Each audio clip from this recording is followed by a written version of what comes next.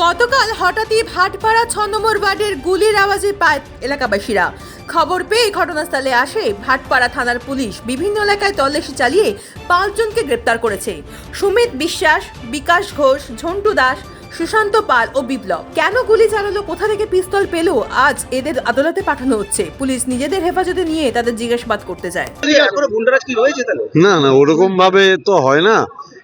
আগে যেটা গুন্ডারাজ বলতে কি বোঝায়, যে সমাজ বিরোধীরা অন্যায় করে অবাধে ঘুরে বেড়াচ্ছে।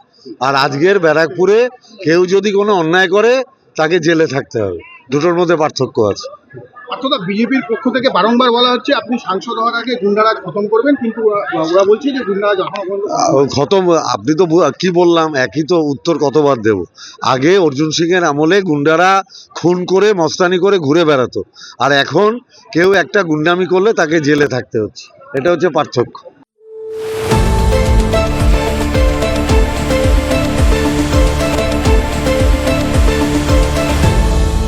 আপনারা দেখছেন এই বেলা বাংলা, শিরোনামে সবার আগে।